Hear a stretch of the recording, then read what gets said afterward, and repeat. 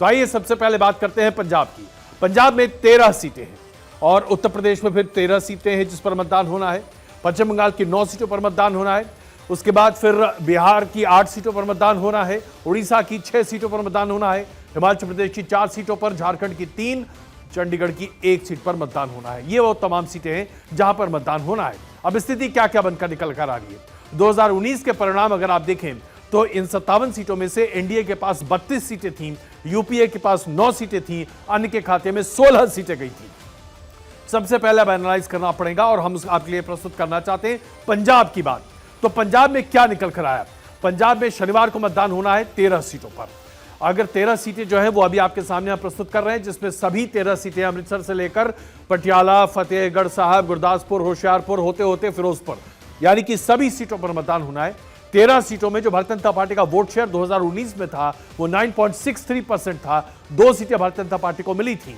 इसके साथ साथ जब आप कांग्रेस की बात करते हैं तो 8 सीटें मिली थी कांग्रेस को 40.12% वोट शेयर के साथ।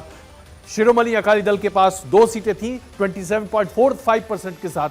आम आदमी पार्टी को 1 सीट हाथ लगी थी 7.38% के साथ। लेकिन इस बार जो पूरा चुनावी समीकरण है यह पूरा बदल गया है। आपको इस बात समझना पड़ेगा, इस बार सभी पार्टियां अपने अपने दम पर चुनाव लड़ रही हैं, इसलिए 4 पार्टियां एक दूसरे के आमने सामने हैं। भारतीय जनता पार्टी अपने दम पर चुनाव लड़ रही है, अकाली दल अपने दम पर चुनाव लड़ रहे हैं, कांग्रेस अपनी दम पर चुनाव लड़ती दिख रही है और आम आदमी पार्टी अपने दम पर। 4 इस बार उम्मीदवार हर बार आपको दिखाई देंगे। क्या प्रमुख मुद्दे हैं जो इस बार पंजाब में हावी हो सकते हैं। सबसे पहले अग्निवीर की योजना को लेकर पंजाब का एक बहुत बड़ा तबका है जो अपनी चिंताएं प्रकट कर चुका है और भारतीय जनता पार्टी के लिए थोड़ी मुश्किल पैदा कर सकता है। करतारपुर कॉरिडोर पर शिरोमणि अकाली दल ने यह कहा कि अगर उनको सरकार बनाने का मौका मिलता है और वो सरकार में भागीदारी करेंगे तो करतारपुर कॉरिडोर पाकिस्तान के साथ एक्सचेंज करने की कोशिश करेंगे और वहां पर जो गुरुद्वारा है उसे भारत में शामिल करने की कोशिश करेंगे। प्रधानमंत्री नरेंद्र मोदी ने इससे 2 हाथ आगे बढ़ते हुए कहा कि हम ये सिर्फ कोशिश ही नहीं करेंगे, अगर 71 की लड़ाई के वक्त वो खुद होते तो करतारपुर कॉरिडोर और करतारपुर को कोई भारत से छीन नहीं सकता था। यानी इस पर जबरदस्त राजनीति हुई है और जो पंथक राजनीति का जो वोट है उसे अपनी तरफ आकर्षित करने की कोशिश भारतीय जनता पार्टी और शिरोमणि अकाली दल दोनों ने की है। इसके बाद पंजाब में जो सबसे बड़ा मसला है वो है किसान की नाराजगी। बड़े पैमाने पर पंजाब के किसानों ने अपनी नाराजगी पहले 3 कृषि कानून पर दिखाई और उसके बाद भी बीते साल दिल्ली की सीमा पर करीबन 2 महीने तक पंजाब के किसान यहां पर डटे हुए थे। पंजाब के किसान की नाराजगी भारतीय जनता पार्टी से प्रमुखता दिखाई दे रही है। क्या इसका फायदा कांग्रेस और आम आदमी पार्टी उठा पाएगी, यह तो 4 जून को इसकी बेहतर तरीके से बातें समझ में आएगी। इसके साथ साथ पंजाब एक ऐसा राज्य है जहां दिल्ली को छोड़कर आम आदमी पार्टी ने अपनी सरकार बनाई।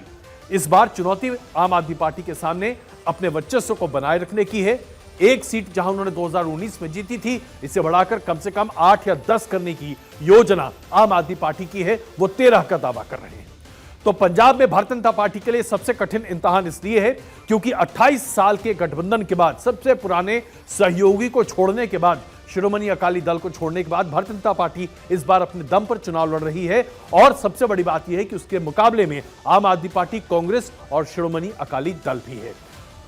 13 में से सिर्फ 3 सीटों पर भारतीय जनता पार्टी ने अपने कैडर के प्रत्याशी को खड़ा किया है, गुरदासपुर, होशियारपुर और अनंतपुर साहब। इनमें से गुरदासपुर और होशियारपुर भारतीय जनता पार्टी के लिए हमेशा अच्छी सीटें रही हैं। अनंतपुर साहब भी एक तरह से अच्छा प्रदर्शन देता है। लेकिन 10 सीटें ऐसी हैं पंजाब में जहां भारतीय जनता पार्टी ने अपने कार्डर बेस उम्मीदवार को नहीं बल्कि इंपोर्ट किए उम्मीदवार को अपना उम्मीदवार बनाकर मैदान में उतार दिया है। भारतीय जनता पार्टी का जो पंजाब का कार्डर है उसको यह बात पूरे तरीके से हजम नहीं हो पाई है। जाहिर सी बात है अब भारतीय जनता पार्टी के लिए एक बड़े नेता की तलाश है जो कि अभी पंजाब में उसे नहीं दिखाई दे रहा। ऐसे में भारतीय जनता पार्टी ने दूसरी पार्टियों से जो नेता थे, चाहे आम आदमी पार्टी के नेता हों या फिर कांग्रेस के नेता हों, इनको अपने पास इंपोर्ट किया और यहां पर स्थिति बनती हुई दिखाई दी। अब अगर हम अकाली दल की बात करें तो अकाली दल भी बहुत ही अलग परिस्थितियों में चुनाव लड़ता हुआ दिखाई दे रहा है। अकाली दल के लिए यह करो या मरो की स्थिति है और वो इसलिए क्योंकि प्रकाश बादल का अब वर्चस्व नहीं है, अब वो इस दुनिया में नहीं है। सुखबीर बादल को यह तय करना है और स्टैब्लिश करना है कि पंथक वोट पूरे तरीके से अकाली दल के पास है और अगर इस चुनाव में यह साबित नहीं हो पाया तो पंजाब के विधानसभा चुनाव जो कि अभी 3 साल आगे हैं उसमें अकाली दल का शायद अस्तित्व बहुत कमजोर पड़ जाएगा या न के बराबर पड़ेगा। ऐसे में आम आदमी पार्टी अपने आप को बहुत महत्व दे रही है। वो 13 सीटों पर अपनी लड़ाई लड़ना चाहती है। 7% वोट शेयर थी, लेकिन अपने वोट शेयर को वो बढ़ाने में पूरी तरीके से लगी हुई है। इसके साथ साथ आम आदमी पार्टी के प्लस में क्या जाता है, स्थानीय सरकार यानी कि राज्य की सरकार आम आदमी पार्टी की है। भगवंत सिंह मान वहां पर एक अच्छे तरीके से उम्मीदवार के तौर पर तो नहीं, लेकिन मुख्यमंत्री के तौर पर कैंपेन को आगे लेकर चल रहे हैं। आम आदमी पार्टी के कई नेता, यहां तक कि जो उनके इकलौते सांसद थे, वो भी टूटकर भारतीय जनता पार्टी में शामिल हो चुके हैं। इसलिए आम आदमी पार्टी के लिए एग्जिस्टेंशियल लड़ाई है। एंटी इनकम्बेंसी आम आदमी पार्टी के खिलाफ बड़े पैमाने पर स्टेट लेवल पर है। जो वायदे किए गए थे उनमें से सिर्फ बिजली के अलावा बाकी तमाम वायदों पर आम आदमी पार्टी खरी नहीं उतर पाई है। किसान का विरोध भी बड़े पैमाने पर देखने को मिला है, जो कि मुख्यमंत्री के निवास के पास 6 महीने तक विरोध में बैठे हुए थे। जाहिर सी बात है, आम आदमी पार्टी को यहां पर खोने के लिए बहुत कुछ है और पाने के लिए 13 की 13 सीटें हैं। इसके साथ साथ कांग्रेस की भी बात कर लेते हैं। कांग्रेस की स्थिति क्या है? कांग्रेस के लिए बहुत ही विकट स्थिति है आज पंजाब में। कैप्टन अमरिंदर सिंह अब कांग्रेस का हिस्सा नहीं है। कैप्टन अमरिंदर सिंह ने अपने दम में चुनाव जीता था और कांग्रेस के कोई बड़े नेता को आपने पंजाब की विधानसभा के चुनाव में नहीं देखा था। लेकिन कैप्टन अमरिंदर सिंह के बीजेपी में शामिल होने के बाद अब वहां पर स्थिति खराब होती दिखाई दे रही है। कांग्रेस के पास बड़े नेताओं का बड़ा अभाव है और ऐसे नेता जो कि अपने आप से अपनी राजनीति आगे बढ़ा सकें, इसका बड़ा अभाव है। कांग्रेस ने जो पंजाब में शेड्यूल कास्ट की बहुत जबरदस्त आबादी है, तकरीबन 34%, उसको भुलाने के लिए पूर्व मुख्यमंत्री चन्नी को मैदान में उतारा है। लेकिन चन्नी जो कि मुख्यमंत्री पद से हटने के बाद ऐसे गायब हुए थे जैसे गधे की सिरसा सिंह, वो क्या वाकई में ये करामात दिखा पाएंगे? ये अपने आप में यक्ष प्रश्न कांग्रेस के लिए भी बना हुआ है।